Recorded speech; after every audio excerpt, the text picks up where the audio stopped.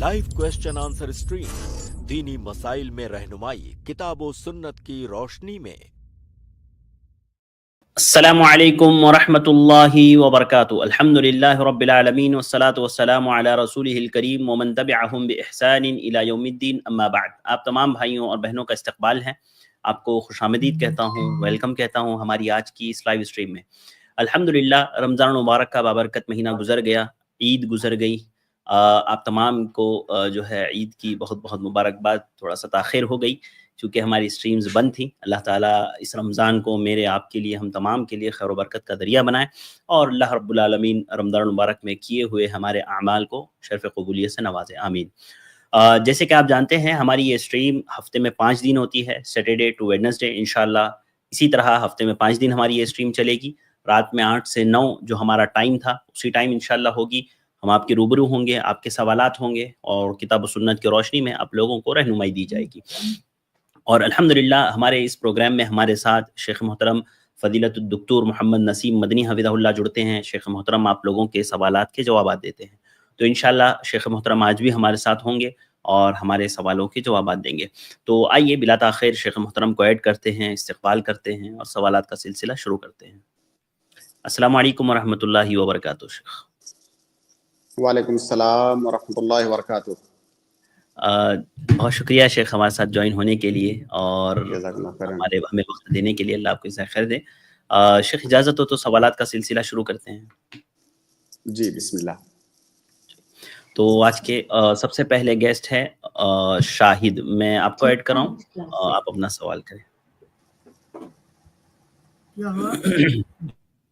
जी अस्सलाम वालेकुम वरहमतुल्लाहि वबरकातुहू। अस्सलामु अलैकुम वरहमतुल्लाहि वबरकातुहू। जी वालेकुम अस्सलाम वरहमतुल्लाहि वबरकातुहू। मेरा सवाल है कि क्या खुद को अहले हदीस कहना ज़रूरी है, और जो मस्जिदों की नाम अहले हदीस मस्जिद है इसका कोई शरई दलील है कुरान और हदीस से?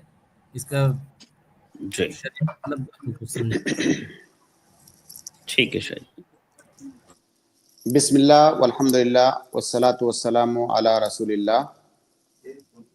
जो अहले हदीस है ये एक वस्फ़ी नाम है और ये नाम रखना या अपनी पहचान इस नाम से करवाना उस वक्त ज़रूरी हो जाता है जब बहुत सारे मुसलमान बहुत सारे बिदआत और खुराफात के अंदर वाक़े हो जाते हैं।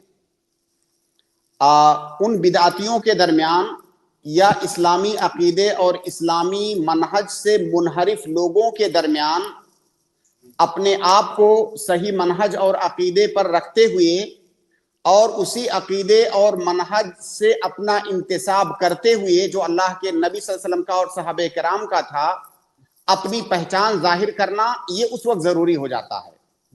वरना ऐसा नहीं है कि अहले हदीस कहना ये कोई इस्लाम का ऐसा हिस्सा है कि अगर अहले हदीस नहीं कहे तो आप जो है मुसलमान नहीं हुए, आपका अमल कोई कबूल नहीं होगा। ये ज़रूरी इसलिए हो जाता है कि दुनिया में करोड़ों मुसलमान हैं और इन करोड़ों मुसलमानों में बहुत सारे फ़िरक़े, बहुत सारी जमातें, बहुत सारे मज़ाहिब बने हुए हैं और आप जानते हैं कि इनमें बहुत सारे लोग मुनहरिफ हैं। जरूरी नहीं है कि हर मुसलमान कहने अपने आप को हर मुसलमान कहने वाला अल्लाह के नबी सल्लल्लाहु अलैहि वसल्लम के तरीके पर हो। तो ये जो देखिए अल्लाह के नबी सल्लल्लाहु अलैहि वसल्लम के जमाने में तो लोग अहले हदीस नहीं कहते थे अपने आप को, बाद में इसकी जरूरत क्यों पड़ गई? जाहिर है बाद में लोग इस्लामी अकायद से मुनहरिफ होने लगे, तरह तरह की बिदातें उनके अंदर आने लगी। अब हर आदमी अपने आप को मुसलमान कह रहा है, अब उसमें पहचान कैसे होगी कि कौन अल्लाह के नबी सल्लल्लाहु अलैहि वसल्लम के तरीके पर चलने वाला मुसलमान है, कौन उस तरीके से हटा हुआ मुसलमान है? इस पहचान की जरूरत पड़ी। तो इस पहचान की जब जरूरत पड़ी तो अलग अलग जमानों में अल्लाह के नबी सल्लल्लाहु अलैहि वसल्लम और सहाबे किराम के तरीके पर चलने वाले मुसलमानों ने अपने आप को अलग अलग नामों से जो है मौसूम किया।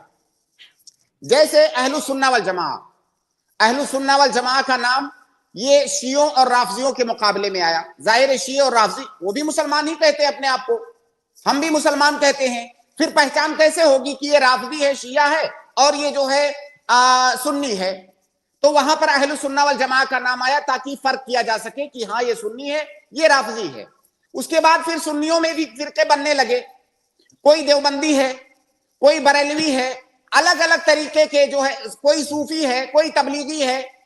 بھائی مسلمان تو سب ہیں. اب اس میں یہ پتا کیسے چلے گا کہ کون اللہ کے نبی صلی اللہ علیہ وسلم کے طریقے پر چلنے والا ہے؟ یہاں پہ ضرورت پڑی کہ کوئی ایسا نام ہو جس سے پہچان ہو سکے کہ یہ آدمی اپنے آپ کو اللہ اور اس کے رسول کے طریقے پر, اس کے منہج پر چلانے والا ہے. تو اس لیے ایسی صورت میں اہل حدیث کے نام سے اپنی پہچان کروانا یہ ضروری ہو جاتا ہے. ورنہ اگر ایسا نہیں ہے تو ضروری نہیں کہ ہم اہل حدیث کہیں گے تبھی ہمارا اسلام سچا ہوگا. جی شاہد بھائی. جی مسجدوں کی نام کیوں اہل حدیث رکھتے ہیں؟ مسجدوں کی نام اہل حدیث مسجد اس لیے رکھتے ہیں کہ میں نے خود دیکھا ہے, میرا خود تجربہ ہے, اپنا ذاتی تجربہ. کچھ مسجدوں میں میں نے باقاعدہ طور سے لکھا ہوا دیکھا, یہی آپ کے ممبئی میں, کہ یہاں پر وہابیوں کا داخلہ ممنوع ہے یا اہل حدیثوں کا, اس طرح کچھ لکھا ہوا تھا, داخلہ ممنوع ہے. اب آپ بتائیے کہ اتنے بڑے شہر میں یا اتنے بڑے ہندوستان میں لاکھوں مسجدیں ہیں. اب ان مسجدوں میں ظاہر ہے کوئی دیوبندی کی مسجد ہے, کوئی بریلوی کی مسجد ہے, کوئی شیعہ کی مسجد ہے, کوئی بوہری کی مسجد ہے, الگ الگ لوگوں کی مسجدیں ہیں. آپ کو نماز پڑھنی ہے, آپ اگر غلطی سے کسی بریلوی کی مسجد میں چلے گئے, ایسی بریلوی کی مسجد, ظاہر ہے تمام مسجدوں میں پابندی نہیں ہے ان کی, لیکن کچھ مسجدوں میں باقاعدہ پابندی ہے. یہاں تک واقعات ہوئے ہیں کہ مسجد دھلوائی گئی ہے, کوئی اہل حدیث گھس گیا تو اندر, ہے نا. تو اگر آپ غلطی سے ایسی مسجد میں چلے گئے تو سوچیے آپ کا کیا حشر ہوگا. ایسی صورت میں یہاں پر پہچان ظاہر کرنا یہ ضروری ہو جاتا ہے کہ یہ مسجد جو ہے اہل حدیث کی ہے, تاکہ کوئی آدمی اطمینان کے ساتھ اس میں آ سکے. اور یہ بات میں کلیئر کر دوں کہ اہل حدیثوں کی مسجد میں کہیں بھی پورے ہندوستان میں میرے علم کی حد تک کسی بھی مسجد میں کوئی پابندی نہیں ہے. کسی بھی مسلک کا آدمی آ کر کے اپنے طریقے پر نماز پڑھ سکتا ہے, اس کو کوئی ڈسٹرب نہیں کرتا ہے. ٹھیک ہے, دعوت تبلیغ کرنا یہ الگ بات ہے. اگر ہم کسی کو کوئی غلطی کرتے ہوئے دیکھیں گے, سنت کی کہیں مخالفت ہو رہی ہے, تو اچھے انداز میں, اچھے نرم لہجے میں ہم اس کو بتائیں گے. بس ہم یہ نہیں کہیں گے کہ آپ یہاں نماز نہیں پڑھ سکتے, آپ نے آ کر کے ہماری مسجد گندی کر دیا. یہ اہل حدیثوں کے یہاں نہیں ہے. تو بہرحال اگر کہیں پر اس طرح کا مسئلہ ہے جہاں پر دوسروں کی مسجدوں میں جانے پر پابندی ہو یا جانے سے پریشانی آ رہی ہو, وہاں پر پہچان ظاہر کرنا ضروری ہو جاتا ہے, ورنہ یہ بھی ضروری نہیں ہے. جی بہت شکریہ. جی شاہد بھائی. جی شکریہ. ٹھیک ہے, جزاک اللہ خیر, بارک اللہ فیکم. اس کے بعد میں اگلے گیسٹ عبدالرافع کو ایڈ کر رہا ہوں. عبدالرافع آپ اپنا سوال کریں. السلام علیکم ورحمۃ اللہ وبرکاتہ. شیخ وعلیکم السلام ورحمۃ اللہ وبرکاتہ. شیخ میرا سوال یہ تھا کہ میرا فی الحال جو میرا کاروبار ہے وہ چائے اور گٹکا سگریٹ یہ جو بھی چیزیں ہیں, تو وہ چیزیں بیچے تو گٹکا سگریٹ جو بیچے تو چائے بکری. ابھی میں 2 مہینہ لگا کے میں تو بیچ میں پھر میں بند کر دیا 8-10 دن سے, تو کاروبار پورا ڈاؤن ہو گیا. تو اس کے لیے بارے میں کیا کر سکتا ہوں, کیا ہے دوسرا کام بھی میرے کو نہیں آتا. ابھی چھوڑ دوں گا تو پھر دوسرا کام کاروبار کرنے کے لیے میرے پاس مطلب اتنا کچھ ہے بھی نہیں, اور دوسرا کام میں کر بھی نہیں سکتا. جی تو یہ کہاں تک مطلب. جی اکثر جو چائے کی دکانیں آپ پائیں گے ہندوستان میں, ان میں گٹکا سگریٹ نہیں ملتا ہے. اکثر دکانوں میں ہو, کچھ دکانیں ٹھیک ہے مل جائیں گی کہ وہاں آپ کو چائے بھی ملے گی اور گٹکا اور سگریٹ بھی ملے گا, لیکن اکثر دکانوں میں تو ایسا نہیں ہے. تو آپ بتائیے کہ وہ دکانیں کیسے چلتی ہیں؟ چائے کی وہ دکانیں جہاں پر حرام چیزیں نہیں بیچی جاتی ہیں, وہ دکانیں کیسے چلتی ہیں؟ ویسے انشاءاللہ آپ کی بھی دکان چلے گی. اور آپ یہ یاد رکھیں کہ انسان جب برائی کا راستہ چھوڑ کر کے بھلائی کے راستے پر آتا ہے, حرام کو چھوڑ کر کے حلال کو اختیار کرنے کی کوشش کرتا ہے, تو اس کے اوپر آزمائش آئے گی. قرآن کی آیت ہے کہ کیا وہ لوگ سمجھتے ہیں کہ ایمان لائیں گے اور ان کا امتحان نہیں أَفَحَسِبْتُمْ أَن ہوگا؟ تَدْخُلُوا الْجَنَّةَ وَلَمَّا يَأْتِكُمْ مَثَلُ الَّذِينَ خَلَوْا مِن قَبْلِكُمْ مَسَّتْهُمُ الْبَأْسَاءُ وَالضَّرَّاءُ. جی بالکل. تو جب آپ ایمان لائیں گے, یہ صرف ایمان کا مسئلہ نہیں ہے, یہ غلط راستے سے صحیح راستے پر آنے کا بھی مسئلہ ہے. جب آپ جو ہے اللہ کے راستے پر آئیں گے تو آپ کا امتحان ہوگا، اور اصل کامیابی تو وہی ہے جو امتحان کی کامیابی ہے. تو ہو سکتا ہے آپ کو اس حرام کو چھوڑنے کے بعد کچھ دنیاوی مشکلات آئیں، کچھ اقتصادی مشکلات آئیں، آپ کی تجارت میں تھوڑا سا بظاہر نقصان ہو، لیکن آپ یہ یقین رکھیں، میں آپ کو یقین دلاتا ہوں کہ انشاءاللہ اگر آپ اس حرام کو چھوڑ کر کے حلال کمائیں گے، 100 کی جگہ پر 10 کمائیں گے، اس 10 میں اللہ رب العالمین اتنی برکت دے گا کہ جو کام آپ 100 سے نہیں کر سکتے تھے وہ 10 سے کر سکیں گے. یہ اس پر ہمارا ایمان ہے، یقین ہے، اور یہ پورے وثوق سے یہ بات میں کہہ رہا ہوں. اور ایسی بہت ساری مثالیں میں نے خود اپنی آنکھوں سے دیکھی ہیں.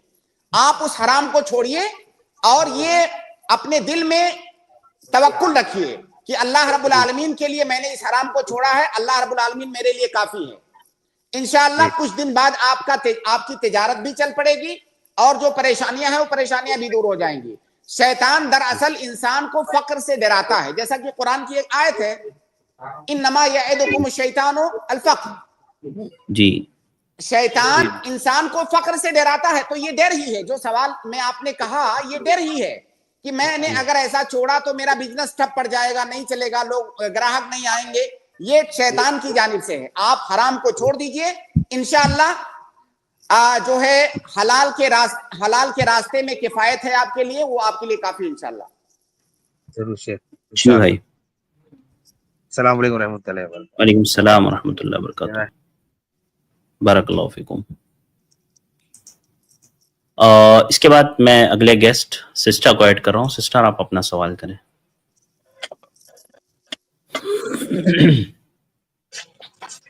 جی سسٹر.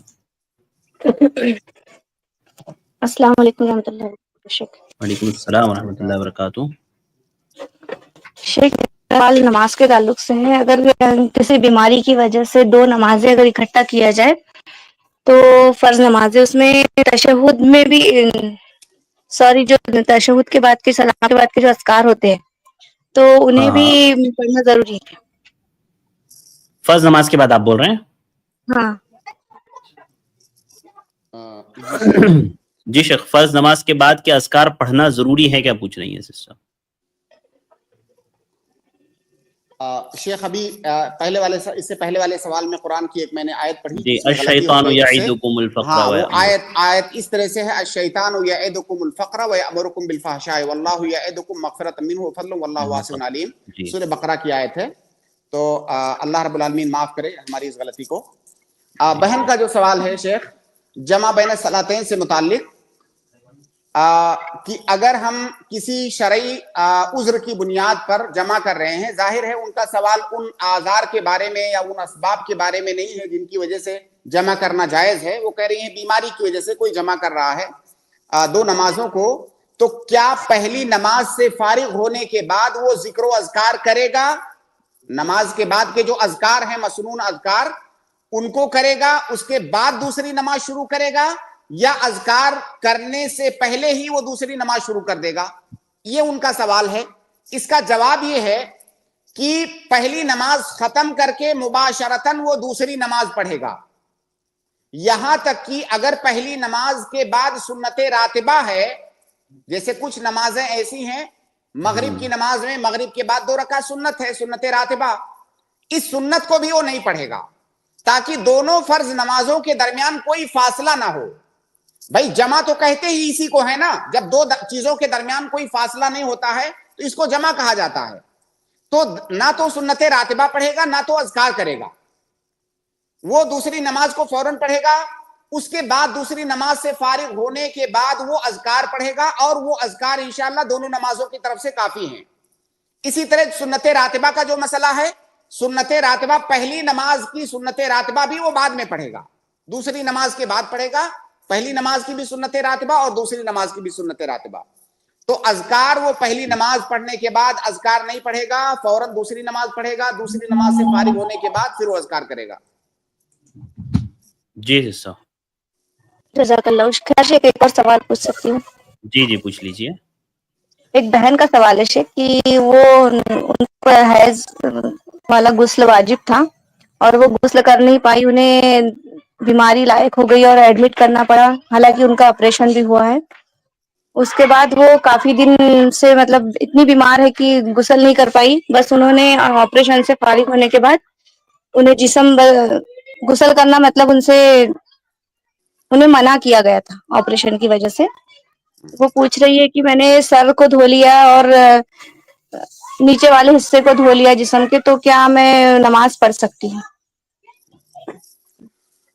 دیکھیے، اگر حیض ختم ہونے کے بعد فوراً وہ اس طرح سے بیمار ہو گئی کہ اب ڈاکٹر نے ان کو منع کیا ہے کہ آپ غسل نہیں کر سکتی، تو ظاہر ہے نمازیں تو معاف نہیں ہیں. جب تک انسان کا دماغ کام کر رہا ہے تب تک نماز معاف نہیں ہے کسی بھی صورت میں. اب وہ عورت کے اوپر غسل حیض واجب ہے جو کہ اس نے کیا نہیں ہے، اور اب وہ کر نہیں سکتی ہے کچھ دنوں تک کیونکہ ڈاکٹر نے منع کیا ہوا ہے. ایسی صورت میں وہ کیا کرے گی؟ نمازیں کیسے پڑھے گی؟ اس کا حل یہ ہے کہ وہ عورت تیمم کرے گی. وہ عورت غسل کی جگہ پر، دیکھیے غسل کا جس طرح سے وضو کا بدل تیمم ہوتا ہے اسی طرح سے غسل کا بدل بھی تیمم ہے. اللہ کے نبی صلی اللہ علیہ وسلم کی حدیث میں ثابت ہے کہ آپ نے جنوبی کو بھی، ایسا جنوبی آدمی جو غسل نہیں کر سکتا، غسل جنابت واجب ہے لیکن وہ کر نہیں سکتا کسی سبب کی بنیاد پر، ایسے جنوبی کو اللہ کے نبی صلی اللہ علیہ وسلم نے تیمم کرنے کا حکم دیا. جیسا کہ عمار ابن یاسر رضی اللہ تعالیٰ عنہ اور عمر رضی اللہ تعالیٰ عنہ کا واقعہ ہے. اللہ کے نبی صلی اللہ علیہ وسلم کی خدمت میں جب وہ آئے تو اللہ کے نبی صلی اللہ علیہ وسلم نے ان کو بتایا کہ تمہیں جو ہے جب جنابت تھی تو تمہارے لیے کافی تھا کہ تم ایسے ایسے تیمم کر لیتے. تو اسی طرح سے حائضہ عورت بھی اگر غسل نہیں کر سکتی تو وہ تیمم کرے گی، اور تیمم کا وہی طریقہ ہے جو وضو کے بدل میں تیمم کیا جاتا ہے. تیمم کا طریقہ یہ ہے کہ اپنے ہاتھ کو، دونوں ہاتھوں کو زمین پر یا زمین کے جنس سے کوئی بھی چیز ہو اس پر مارے، اس کے بعد جو ہے اپنے چہرے پر اس کو پھیرے اتنے حصے پر جتنے حصے کو دھوتے ہیں وضو کے اندر. اس کے بعد بائیں ہاتھ کو، بائیں ہتھیلی کو دائیں ہتھیلی پر جو ہے پھیرے، اور دائیں ہتھیلی کو بائیں ہتھیلی پر پھیرے. یہ تیمم ہے. تو وہ عورت اسی طرح سے تیمم کر لے گی، اور تیمم کرنے کے بعد وہ نماز وغیرہ پڑھے گی. شیخ بس چہرے پر اور ہتھیلیوں پر ہے نا؟ جی بالکل، تیمم کا طریقہ ہی یہی ہے. یہ بات جاننا اس لیے ضروری ہے کہ کوئی یہ نہ سمجھے کہ چونکہ ہم غسل کے بدل میں تیمم کر رہے ہیں تو غسل پورے جسم کا کیا جاتا ہے تو پورے جسم کا تیمم کریں گے، جیسا کہ عمار ابن یاسر رضی اللہ تعالیٰ عنہ نے کر لیا تھا. فَتَمَرَّغْتُ كَمَا تَتَمَرَّغَ الدَّابَّ حدیث کے الفاظ ہیں. ان کو جنابت لاحق تھی، غسل کر نہیں سکتے تھے تو زمین پر لوٹ گئے. انہوں نے سوچا غسل جس طرح پورے جسم کا کیا جاتا ہے اسی طرح تیمم بھی پورے جسم کا کیا جائے گا. تو اللہ کے نبی صلی اللہ علیہ وسلم نے ان کو بتایا، کہا انما یکفیکا ان تضرب یدیک علی الارض، یا اس طرح کے الفاظ حدیث کے، کہ یہ کافی تھا کہ ہاتھ کو زمین پر مارتے، اس کے بعد چہرے پر اور ہتھیلی پر پھیرتے، یہ تیمم کافی ہے. جزاک اللہ خیر شیخ، آپ کو اس کا اللہ تعالیٰ بہتر بدلہ عطا فرمائے پوری ٹیم کو. شیخ میرا ایک سوال نہیں ہے بلکہ ایک آپ سے گزارش تھی کہ آپ دونوں شیخ کی جو علمی سفر رہا ہے اگر آپ اس کے بارے میں بیان کریں گے تو ہم جیسے پیرنٹس کو انشاءاللہ اس سے بہت فائدہ ہوگا. ہمارے بچوں کو بھی آپ جیسا بنانے کی ہماری خواہش ہے، اور الحمدللہ بچے بھی اس کے خواہش مند ہے. دیکھیے بہن، اصل میں یہ جو ہمارا پروگرام ہے تو یہ سوال جواب کا پروگرام ہے اور فقہی نوعیت کے سوالات. تو آپ کی جو بات ہے وہ بالکل بجا ہے اور وہ فائدہ مند ہے. دوسروں کے تجربوں سے فائدہ ہونا چاہیے لوگوں کو، لیکن چونکہ اس پروگرام کی نوعیت دوسری ہے، انشاءاللہ کبھی اگر کوئی ایسا موقع آیا تو ضرور اس پر بات ہوگی. لیکن اس پروگرام کی نوعیت دوسری ہے تو اس لیے ہم لوگ اس پروگرام کے اندر اس کو نہیں لے سکتے.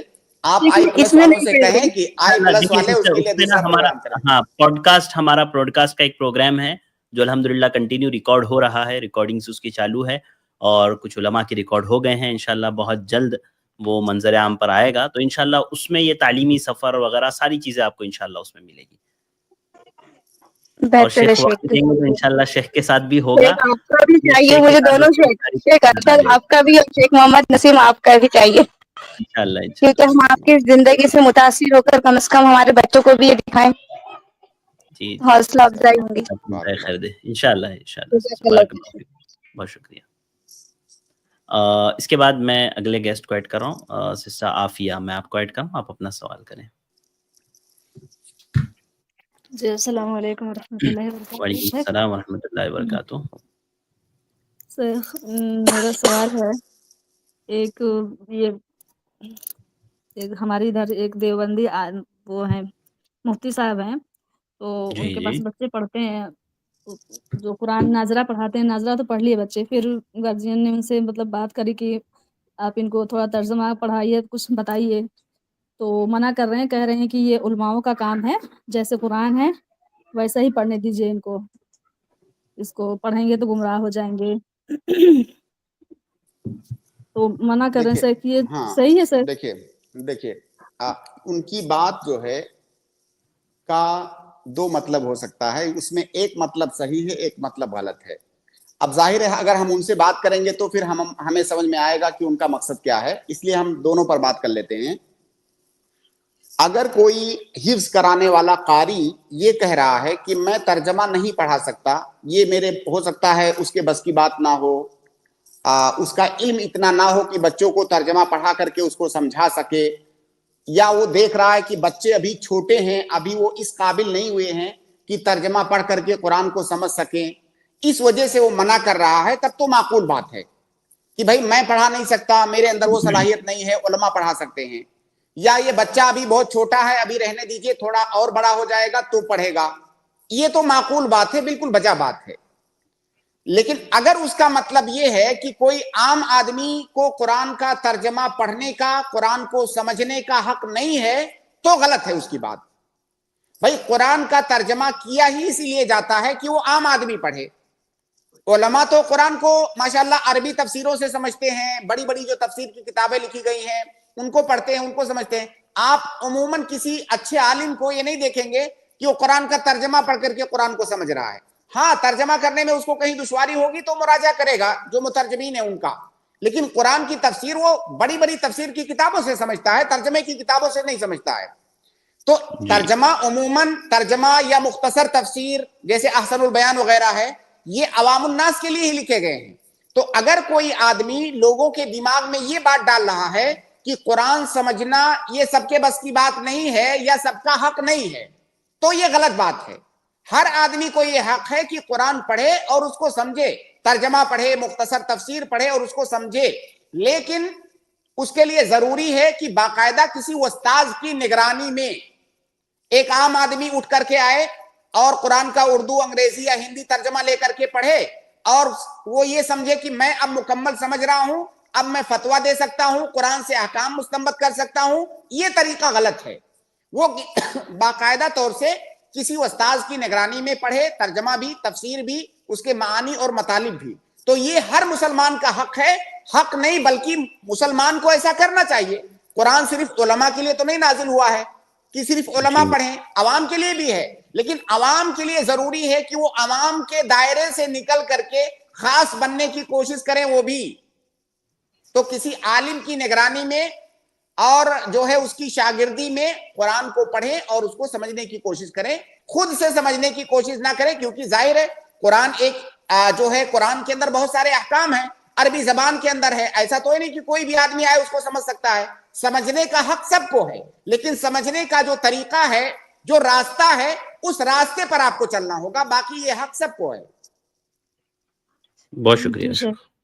جی سر، میں بھی تھوڑی کنفیوز ہو گئی تھی کیونکہ وہ ایک بہن مجھے بھی منع کر رہی تھی، جیسے میں پوچھ رہی تھی کہ کیا کر رہے ہیں، میں نے بتایا کہ میں تو آن لائن ایسے پڑھ رہی ہوں ترجمہ، تفسیر اور اس کا ورڈ ٹو ورڈ. تو میرے کو بھی منع کر رہی تھی کہ دیکھو بہن آپ مت پڑھو، نہیں تو پھر گمراہ ہو جاؤ گی، اور آج کل بہت زیادہ استغفر گمراہیاں اللہ. پھیل گئی ہیں اس سے. دیکھیے یہ بات اور جو ہے نا، یہ بات بہت خطرناک بات ہے.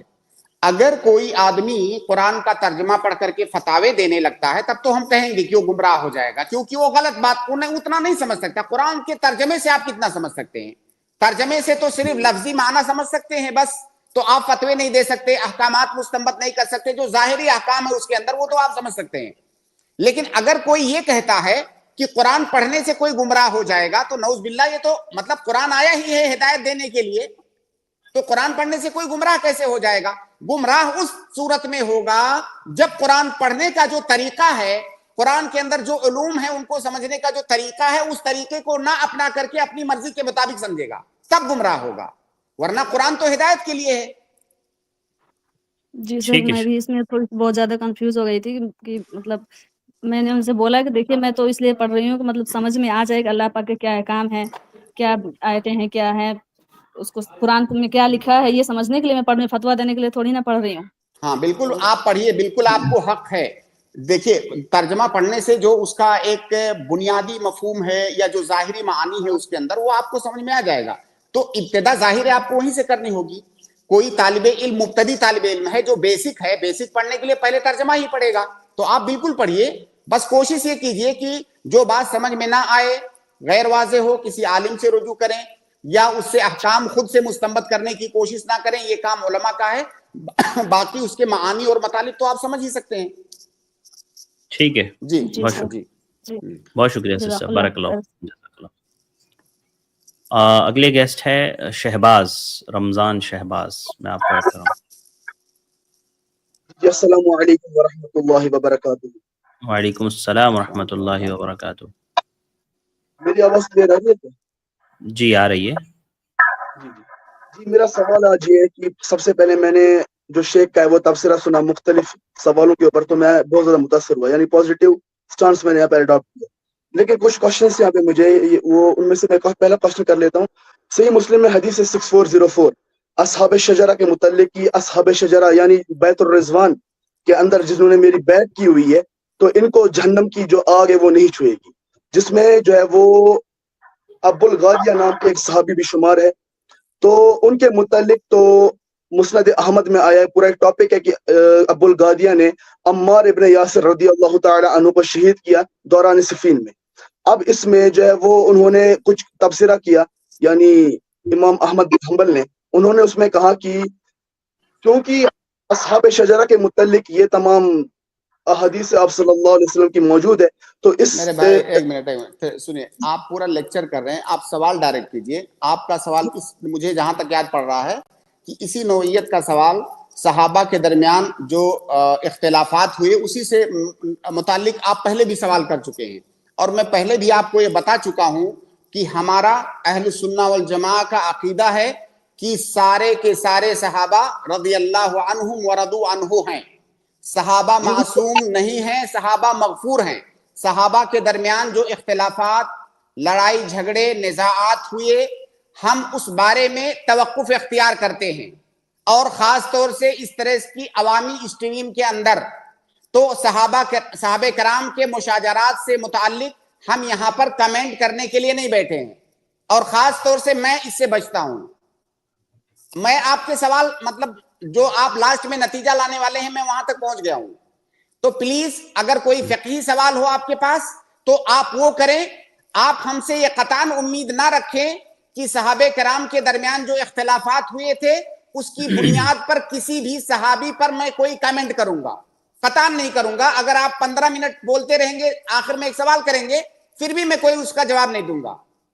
میرے اندر یہ جرأت نہیں ہے کہ میں صحابہ کرام کے اختلافات پر کو لے کر کے کسی صحابی کی شخصیت پر کمنٹ کروں، کیونکہ میرا عقیدہ ہے رضی اللہ عنہم ورضوا عنہ، ٹھیک ہے؟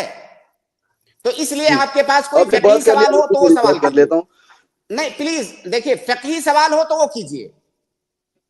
صحابہ کرام ہمارے لیے شجر ممنوع ہے، ان کی شخصیت، ہم ان کی شخصیت پر انگلی نہیں رکھ سکتے۔ جی یہ خط احمر ہے، یہ سرخ لکیر ہے، اس کو ہم کراس نہیں کر سکتے۔ اگر کوئی فقہی سوال ہو تو کیجئے۔ آپ کا کوئی فقہی سوال ہے؟ جی ابھی میں سوال کرنے لگا ہوں۔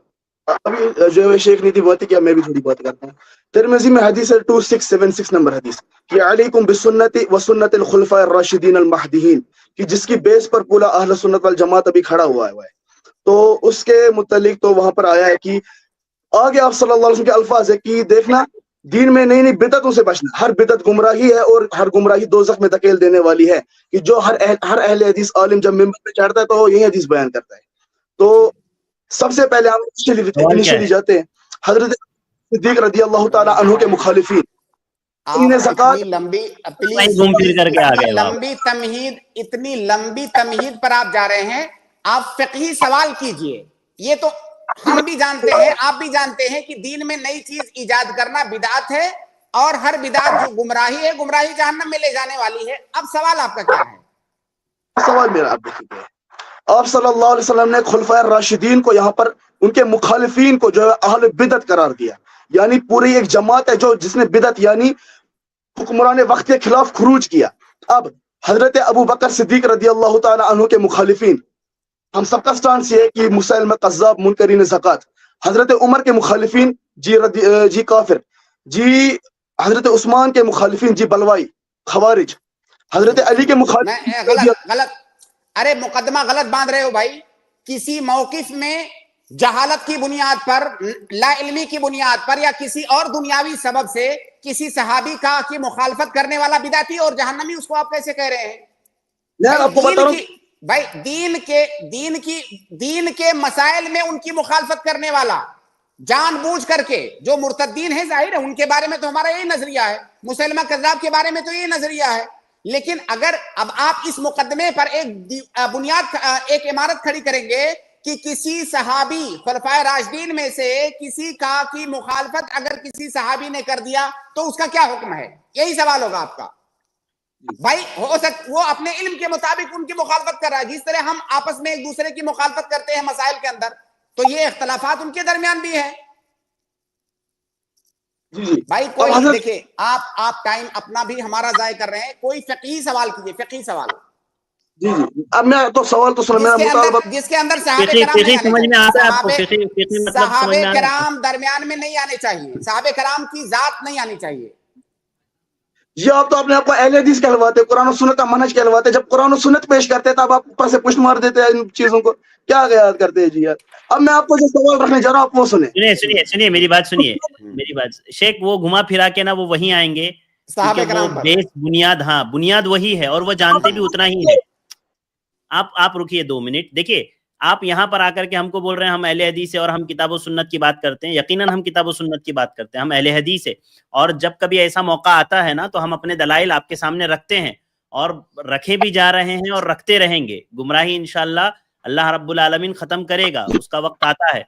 यहाँ पर जो आप आए हैं ना, ये उसका महाज नहीं है। जिस काम के लिए आप यहाँ पर आए हैं ना, ये वो जगह नहीं है, बस आप इतना समझ लें।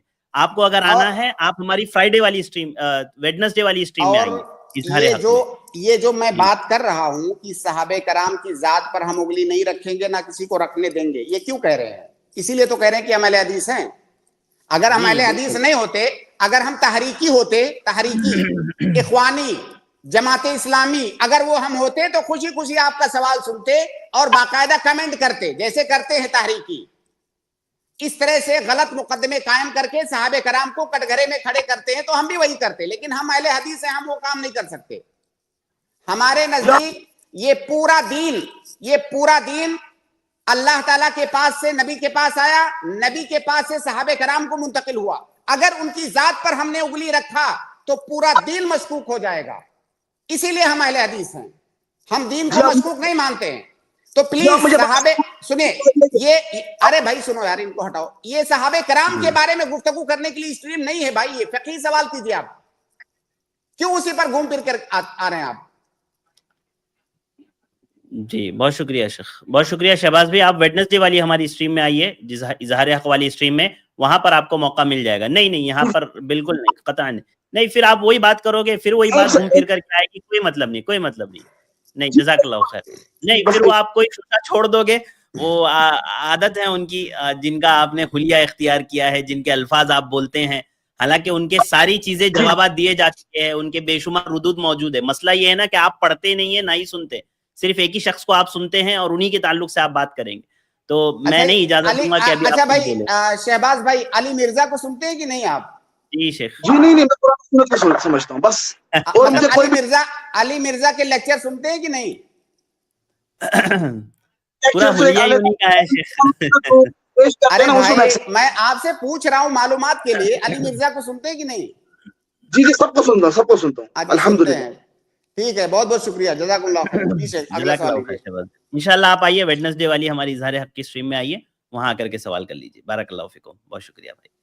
اگلے گیسٹ ہے ام عفان. میں آپ کو ایڈ کر رہا ہوں, آپ اپنا سوال کریں. السلام علیکم ورحمۃ اللہ وبرکاتہ. السلام ورحمۃ اللہ وبرکاتہ. جی شیخ, میرا سوال ہے کہ جیسا کہ عورتوں کو جو حیض کے حالت میں روزہ رمضان کا جو قضا ہوتا ہے چھوٹتا ہے, تو جی سوال کا روزہ پہلے میں رکھ لیتی ہوں, اس کے بعد سے جب ٹھنڈ کا موسم آتا ہے قضا روزہ میں کرتی ہوں, تو کیا ایسا کرنا صحیح ہے؟ شیخ انہوں نے, بہن نے بہت ہی اچھا سوال کیا ہے. جی اچھا سوال اس لیے کہ بالکل یہ موقع ہے, اس سوال کا یہ موقع ہے. سوال ان کا ناظرین کے لیے میں تھوڑا اور واضح کر دوں کہ جس کے روزے رمضان کے بعد روزے چھوٹے ہوئے ہیں کسی عذر کی بنیاد پر, اب اس کو وہ روزے بعد میں رکھنے ہیں رمضان کے بعد, اور اس کے پاس فرصت ہے کہ وہ شوال میں رکھے, ذی-قعدہ ذی الحجہ, اگلے سال یعنی شعبان تک وہ رکھ سکتا ہے. اگلا رمضان آنے سے پہلے پہلے روزوں کی قضا اس کو کر لینی ہے, یہ اس کے اوپر واجب ہے. اگر وہ تاخیر کر کے کرتا ہے, شعبان تک لے جاتا ہے, تب بھی کوئی حرج کی بات نہیں ہے, وہ کر سکتا ہے, اس کے پاس ٹائم ہے. اب یہاں سوال یہ آتا ہے کہ شوال کے روزے ہمارے سامنے ہیں, ابھی شوال کا مہینہ چل رہا ہے اور تھوڑے دنوں کے بعد یہ مہینہ ختم بھی ہو جائے گا. اللہ کے نبی صلی اللہ علیہ وسلم کی حدیث ہے کہ من صام رمضان ثم اتبعہ ستا من شوال کان کصیام الدہر. تو شوال کے اندر, شوال کے مہینے میں 6 روزے رکھنے کی بہت زیادہ فضیلت ہے. وہ فضیلت یہ ہے کہ اگر کسی نے رمضان گزارنے کے بعد شوال کے 6 روزے رکھے تو گویا اس نے پورے سال روزہ رکھا, کیونکہ رمضان کے 30 روزے, شوال کے 6 روزے, 36 روزے ہوئے. اور اللہ رب العالمین نیکیوں کا بدلہ بڑھا کر کے 10 گنا دیتا ہے. الحسنۃ بعشر امثالھا. اگر 36 کو 10 میں ضرب ماریں گے تو 360 ہوگا, جو کہ سال کے 360 ایام ہوتے ہیں. تو گویا اس نے پورے سال روزہ رکھا. یہ شوال کے روزوں کی فضیلت ہے.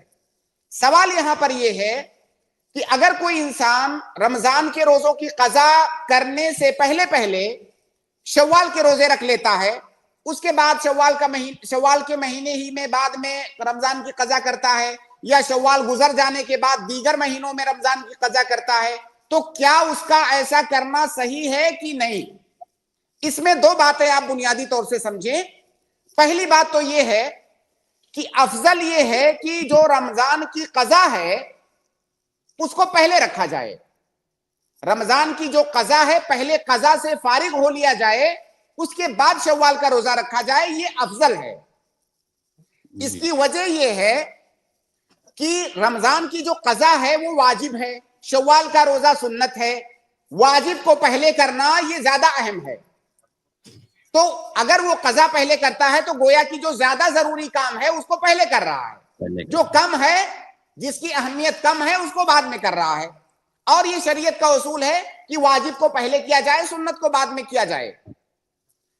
دوسری وجہ یہ ہے کہ دیکھیے اس مسئلے کے اندر علماء کے درمیان اختلاف ہے کہ کیا کوئی آدمی پہلے شوال کا روزہ رکھ سکتا ہے کہ نہیں قضا سے پہلے. تو بعض علماء کہتے ہیں رکھ سکتا ہے, بعض علماء کہتے ہیں نہیں رکھ سکتا ہے. اور اگر وہ آدمی پہلے قضا کرتا ہے, شوال کے روزے بعد میں رکھتا ہے, تو اس میں کسی کا کوئی اختلاف نہیں ہے. گویا کہ اگر وہ اس پر عمل کرتا ہے تو اس کو اختلاف میں داخل ہی نہیں ہونا پڑے گا. اور علماء کے ہاں ایک اصول ہے خروجا من الخلاف کا اصول, یعنی آپ عمل ایسے کرو کہ آپ کو اختلاف میں نہ داخل ہونا پڑے. تو اگر وہ قضا پہلے کرتا ہے تو کسی کو کوئی آبجیکشن نہیں ہوگا, شوال کے روزے بعد میں رکھے گا وہ.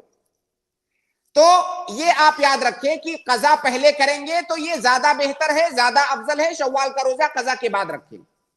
لیکن اب دوسرا سوال یہ پیدا ہوتا ہے کہ اگر کوئی آدمی شوال کا روزہ پہلے رکھ لیتا ہے اور قضا کے لیے چونکہ اس کے پاس لمبا ٹائم ہے, تو اب شوال میں ہی بعد میں قضا یا تو کر لے گا یا تو شوال گزرنے کے بعد میں قضا کر لے گا. تو کیا ایسا کرنا اس کا جائز ہے کہ نہیں؟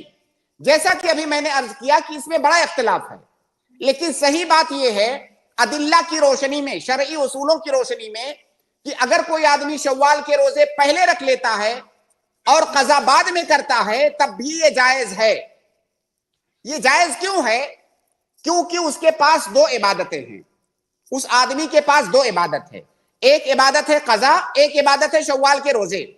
شوال کے جو روزے ہیں یہ مضیق ہیں, मुदय्यक का मतलब इनका टाइम लिमिटेड है, शव्वाल ही में रख सकता है, बाद में नहीं रखेगा वो। लेकिन जो कजा है उसका टाइम अगले शाबान तक है, यानी मुवस्सा है। तो अगर मुज़य्यक और मुवस्सा इकट्ठा हो जाए तो मुवस्सा को वो जब चाहे करे, मुज़य्यक को पहले कर सकता है। तो एक वजह तो ये है। अब इस पर बाज लोग ये एतराज करते हैं कि अल्लाह के नबी सल्लल्लाहु अलैहि वसल्लम की जो हदीस है कि मन सामा रमजान सुम्मा अतबअहु सित्तम मिन शव्वाल, रमजान का रोजा रख लिया उसके बाद शव्वाल का रोजा रखा।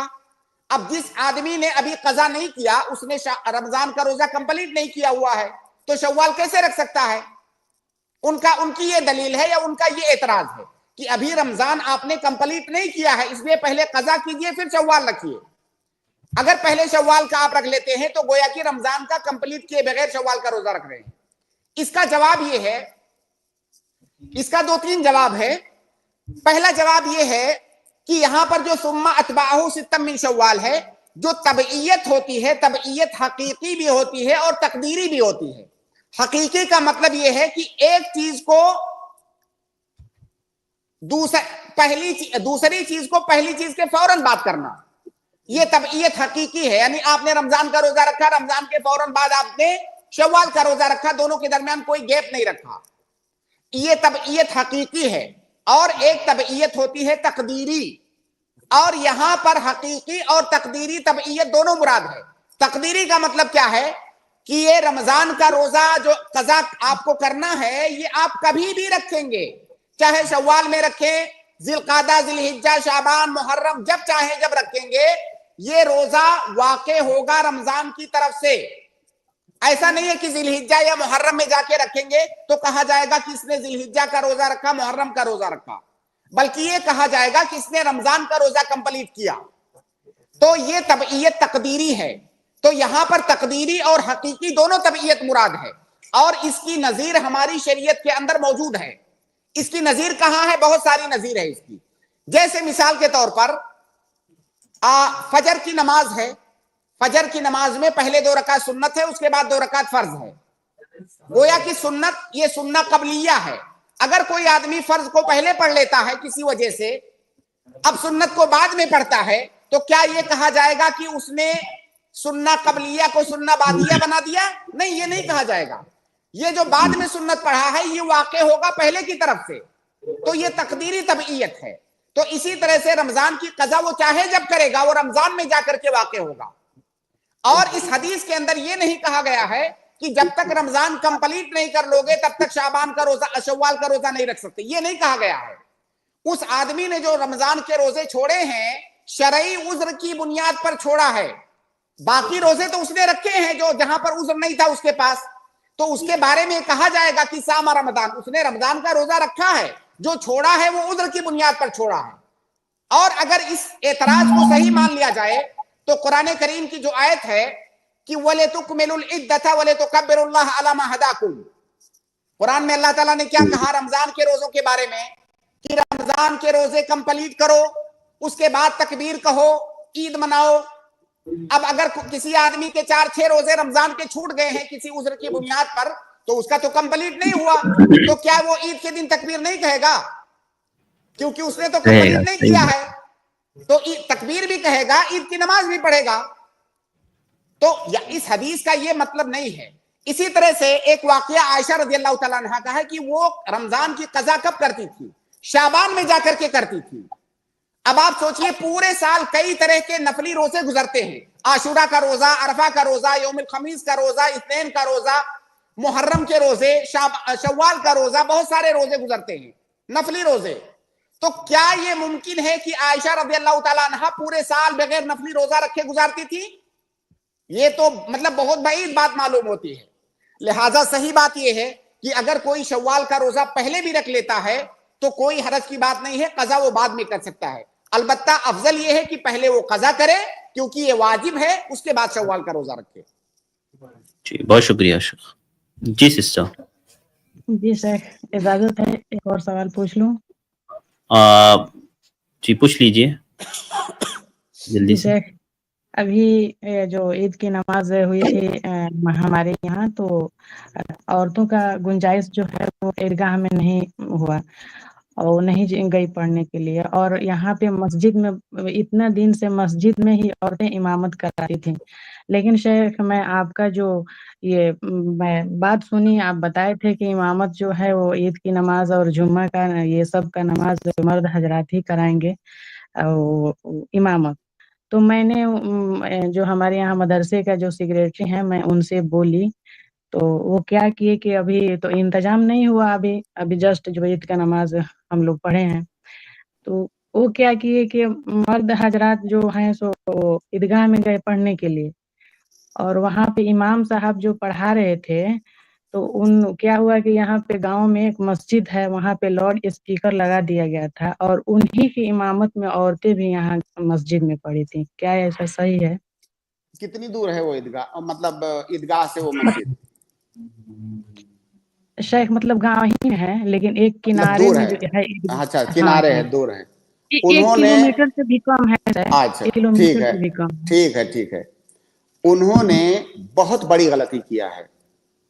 मतलब ये अगर इसको उन्होंने शरीयत समझ के किया है तो ये चीज बिदात में दाखिल हो सकती है। जमात किसको कहते हैं? जमात एक जगह पर इकट्ठा नमाज पढ़ने को जमात कहते हैं। ये जमात का मफहूम है हमारी शरीयत में। अगर कुछ लोग जमात से नमाज पढ़ रहे हैं तो ऐसा नहीं कर सकते कि कुछ लोग तो मस्जिद के अंदर हैं, बाकी लोग आधा किलोमीटर दूर पे लाउड स्पीकर की आवाज सुन करके नमाज पढ़ें। ये जमात की सूरत नहीं, इसको जमात कहेंगे ही नहीं। ये जो तरीका उन्होंने इख्तियार किया है बिल्कुल भी जायज नहीं, बिल्कुल जायज नहीं। हाँ, अगर उसी ईदगाह से मुत्तसिल कोई जगह होती, मुत्तसिल जहां पे औरतों का इंतजाम कर दिया जाता और थोड़ा फासला होने की वजह से माइक लगा दिया जाता तो अच्छी बात है, बिल्कुल सही है। लेकिन वो जगह ईदगाह से मुत्तसिल होनी चाहिए, दरमियान में कोई फासला नहीं होना चाहिए, तब उसको जमात कहेंगे। और इस मसले को भी मैं कई बार बयान कर चुका हूं। भाई इस तरह तो खाने काबा में या मस्जिद नबवी में ईद की नमाज होती है, हम यहाँ पर टेलीविजन पे जो है क्या खड़े होकर के सुन के नमाज पढ़ लें तो क्या हमारी नमाज हो जाएगी? ये तरीका बिल्कुल गलत है। उन्होंने जो इख्तियार किया बिल्कुल गलत तरीका है। जमात एक जगह पर होनी चाहिए। अगर वो जगह भर गई है तो उससे मुत्तसिल कोई जगह होनी चाहिए, दूर नहीं होनी चाहिए कि दोनों के दरमियान फासला हो। जी शेख, मैं ये क्लिप जो है उनको मैं जरूर बनाऊंगी इंशाल्लाह, उनके व्हाट्सएप पर मैं शेयर करूंगी। जी सर, जज़ाकल्लाह खैर। अस्सलाम वरहमतुल्लाहि वबरकातुहू। इसके बाद मैं अगले गेस्ट को ऐड कर रहा हूँ। इमरान, मैं आपको ऐड कर रहा हूँ, आप अपना सवाल करें। जी इमरान, अस्सलाम वालेकुम। वालेकुम अस्सलाम वरहमतुल्लाहि वबरकातुहू। खैरियत है शेख? अल्हम्दुलिल्लाह, आप खैरियत से हैं? जी अल्हम्दुलिल्लाह। शेख मेरा सवाल ये है कि अकीके में बड़े जानवर का मतलब जायज़ है, दे सकते हैं? अल्लाह के नबी सल्लल्लाहु अलैहि वसल्लम की जितनी भी हदीसें आई हैं अकीके से मुताल्लिक, उन तमाम हदीसों के अंदर छोटे जानवर का जिक्र है, बकरी का जिक्र है। किसी एक हदीस के अंदर भी गाय का या ऊंट का या किसी और जानवर का जिक्र नहीं है। जबकि आप जानते होंगे कि अल्लाह के नबी सल्लल्लाहु अलैहि वसल्लम के जमाने में ऊंट भी पाए जाते थे कसरत के साथ, और गाय भी पाई जाती थी। अल्लाह के नबी सल्लल्लाहु अलैहि वसल्लम ने गाय की जो है कुर्बानी की है, ऊंट की कुर्बानी की है, तो गाय और ऊंट पाए जाते थे। सवाल यह है कि जब गाय और ऊंट पाए जाते थे तो अल्लाह के नबी सल्लल्लाहु अलैहि वसल्लम या सहाबे कराम से कभी भी ये चीज क्यों नहीं साबित है कि उन्होंने गाय का अकीका किया या ऊंट का अकीका किया? क्यों तमाम हदीसों में बकरी का जिक्र आया? लिहाजा सही बात यह है कि अकीका ये छोटे जानवर का होगा। ये इबादत है। इबादत के अंदर इबादत की असल में कयास जो है नहीं लगाएंगे। कोई इबादत की असल कयास से साबित नहीं होगी। अब यहां पर एक जानवर की असल साबित आप कर रहे हैं तो यहां पर कयास दुरुस्त नहीं है। और एक कायदा है कि अल्लाह के नबी सल्लल्लाहु अलैहि वसल्लम के जमाने में किसी इबादत का सबब पाया गया हो, कोई माने ना पाया गया हो, फिर भी आपने उसको ना किया हो तो उसको छोड़ना ये सुन्नत है। अब ऊंट पाया गया, गाय पाई गई, उसके बाद भी आपने उसका अकीका नहीं किया और ना ही किसी हदीस के अंदर उसका जिक्र किया, इसका मतलब उसको छोड़ना ये सुन्नत है। تو یہ مسئلہ تو اختلافی ہے، لیکن صحیح بات یہ ہے کہ گائے یا اونٹ یا بڑے جانور کا عقیقہ یہ ثابت نہیں ہے، چھوٹے جانور کا عقیقہ ہی کرنا ہے. جی جی جزاک اللہ. بارک اللہ فیکم، بہت شکریہ عمران بھائی. اس کے بعد میں اگلے گیسٹ ابو خالد کو ایڈ کروں، آپ اپنا سوال کریں. ابو خالد. السلام علیکم ورحمۃ اللہ وبرکاتہ. وعلیکم السلام ورحمۃ اللہ وبرکاتہ. جی الحمدللہ، فرمائیں. میرا سوال جو ہے قربانی کے متعلق تھا کہ جو ہمارے یہاں بھینس کی قربانی ہوتی ہے اور جو ہے ہمیں جو جانور چھوٹا جانور یا اس سے بھی جیسے اور بھی جانور آسانی سے مل جاتے ہیں، تو کیا یہ جائز ہے بھینس کی قربانی؟ ابھی فی الحال بہت مختصر جواب دوں گا، تھوڑے دنوں بعد قربانی کا آنے والا ہے، تو اس میں ہم تفصیل سے کسی اسٹریم میں 10 15 20 منٹ کے اندر اس مسئلے کو لے لیں گے انشاءاللہ. لیکن فی الحال آپ اتنا سمجھیے کہ بھینس کی قربانی یہ ثابت نہیں ہے، اور جو ادلہ وارد ہوئے ہیں قربانی کے جانور کے سلسلے میں وہ ادلہ میں اس بات کا کہیں پر کوئی ذکر نہیں ہے کہ جن جانوروں کا ذکر آیا ہے حدیث کے اندر یا قرآن کے اندر ان کے علاوہ کسی جانور کی قربانی کریں گے. تو بھینس کی قربانی درست نہیں ہے. بہت سارے لوگ طرح طرح کی دلیلیں نہیں، 1-2 دلیلیں ہیں جن کا جواب دیا گیا ہے اور ہم بھی دیں گے انشاءاللہ بہت تفصیل سے. یہاں پر صرف اتنا سمجھیے کہ بھینس کی قربانی ثابت نہیں ہے. جی جی ابو خالد صاحب، انشاءاللہ اور تفصیل جاننے کے لیے ہمارے ساتھ جڑے رہیے. جو ہے عید الاضحیٰ قریب آ رہا ہے، تفصیل سے اور اس مسئلے پہ ہم پہلے بھی بات کر چکے ہیں شاید، تو انشاءاللہ پھر کریں گے. ابھی چونکہ ٹائم بھی ختم ہو رہا ہے، وہ میں اس تفصیل میں گیا تو جو ہے اسٹریم سے باہر نکل جائیں گے. تو انشاءاللہ ابھی صرف اتنا سمجھیے کہ وہ درست نہیں ہے. کیوں نہیں درست ہے، اس کے کیا ادلہ ہیں، مخالفین کیا ادلہ دیتے ہیں، انشاءاللہ ان کا ذکر اور ان کا مناقشہ ہم کسی اسٹریم میں کریں گے. جی شیخ، ٹھیک ہے، بہت شکریہ، جزاک اللہ خیر ابو خالد صاحب، بارک اللہ فیکم. ایس صفا، میں آپ کو ایڈ کروں، آپ اپنا سوال کریں جلدی. جی شیخ، السلام علیکم ورحمۃ اللہ وبرکاتہ. وعلیکم السلام ورحمۃ اللہ وبرکاتہ. امام جب جماعت کے ساتھ ہم نماز پڑھیں گے تو رکوع اور سجدے میں تکبیر کب کہیں گے شیخ؟ امام کے ساتھ کہنا ہے یا نہیں؟ مقتدی کو بھی تکبیر کہنا ہے؟ دیکھیے، امام کی ہمیں متابعت کرنی ہے، نہ تو امام کے آگے جانا ہے، نہ تو امام کے ساتھ میں کرنا ہے، اور نہ ہی امام سے پیچھے جانا ہے. 4 شکلیں بنتی ہے، ایک ہے متابعت، ایک ہے مسابقت، ایک ہے مصاحبت، ایک ہے تخلف. ان چاروں میں سے جو سنت ہے وہ ہے متابعت. متابعت کا مطلب امام تکبیر کہہ کے جب چلے جائے اس کے پیچھے جسٹ بغیر کوئی فاصلہ کیے ہوئے جسٹ اس کے پیچھے جائیں گے. ایسا نہیں کہ امام چلے گیا ہم تھوڑی دیر کھڑے ہیں اس کے بعد جائیں گے. تو تکبیر کہنا ہے، امام کے ساتھ نہیں کہنا ہے، امام کے پیچھے پیچھے کہنا ہے. اللہ اکبر کہیے تکبیر کہنا ہے. بالکل بالکل. جی حدیث کے الفاظ ہیں فَإِذَا كَبَّرَ فَكَبِّرُوا. امام جب تکبیر کہے تو تم بھی تکبیر کہو. جی شیخ، ایک اور چھوٹا سا سوال، اگر سجدے سہو کرنا بھول جائیں اور بھولنے میں زیادہ ٹائم گزر، جیسے ایک نماز یا دوسری نماز تک یاد نہ آئے، تو کیا کریں؟ پھر اس کے بعد نہیں کریں گے. اگر فاصلہ زیادہ ہو گیا ہے تو نہیں کریں گے. اگر مسجد میں موجود ہیں جہاں آپ نے نماز پڑھا ہے، تھوڑی دیر بعد ہی یاد آ گیا تو کر لیجئے. اگر زیادہ فاصلہ گزر گیا، زیادہ وقت گزر گیا، فاصلہ ہو گیا، تو پھر کرنے کی ضرورت نہیں. تو اس سے نماز کے اوپر کچھ اثر نہیں ہوگا؟ نہیں، انشاءاللہ نہیں ہوگا. جزاک اللہ خیر شیخ. بارک اللہ فیکم، جزاک اللہ خیر. اس کے بعد اگلے گیسٹ معاذ، میں آپ کو ایڈ کروں، آپ اپنا سوال کر لیں. جی معاذ. السلام علیکم ورحمۃ اللہ وبرکاتہ. السلام ورحمۃ اللہ وبرکاتہ. جی بھائی فرمائیں.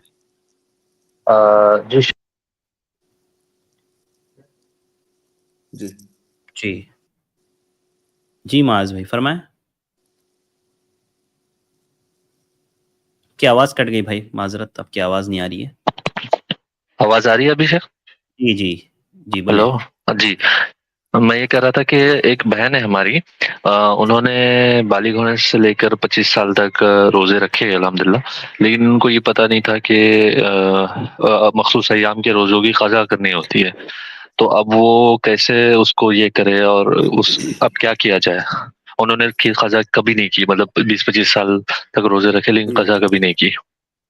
نہیں، وہ کر لیں، وہ قضا کر لیں، اور وہ ایسے اندازہ لگائیں. ان کو عام طور سے عورتوں کو پتا ہوتا ہے کہ ہر مہینے میرا جو ہے کتنا روزہ، کتنے ایام ماہواری میری ہوتی ہے، عموماً پتا ہوتا ہے عورتوں کو. تو ہر سال کا وہ اتنا روزہ شمار کر لیں. 5 دن مان لیجیے اگر ہے مثال کے طور پر، تو ہر سال کا وہ 5 روزہ مان لیں، اور پھر اس کو ترتیب وار قضا کر دیں. 2-4 سال لگے گا، تو دھیرے دھیرے کر کے ہو جائے گا. انشاءاللہ. جزاک اللہ خیران، بارک اللہ فیک. اللہ بارک. بہت شکریہ معاذ بھائی. کمنٹ میں ایک بھائی پوچھ رہے ہیں یوم الخمیس کے روزے کا مطلب، یعنی جمعرات کے دن کا روزہ. ہاں، جمعرات کا روزہ. جی، جمعرات کے دن کا روزہ. 1 منٹ صرف ہمارے پاس بچا ہے، تو وقت نہیں ہے، بس سوال ہی نہیں ہو پائے گا. بہت شکریہ شیخ وقت دینے کے لیے. تو یہیں پر آج کی اسٹریم کو ہم لوگ ختم کرتے ہیں. انشاءاللہ کل ملاقات ہوگی. بارک اللہ فیکم. السلام علیکم ورحمۃ اللہ وبرکاتہ. اس کے بعد میں اپنے بھائیوں اور بہنوں کا شکر گزار ہوں. الحمدللہ آپ لوگ جڑے رہیں. انشاءاللہ اسی طرح پورا ہفتہ ہم آپ کے روبرو رہیں گے، آپ کے سوالات لیں گے اور آپ کو جوابات دیے جائیں گے انشاءاللہ. تو آپ لوگ ضرور تشریف لائیے انشاءاللہ. 5 دن جیسے کہ آپ جانتے ہیں، سیٹرڈے ٹو ویڈنسڈے انشاءاللہ 8 سے 9 ہم یہاں پر رہیں گے. تو آپ لوگوں سے گزارش ہے ضرور تشریف لائیں. آج کے لیے بس اتنا ہی.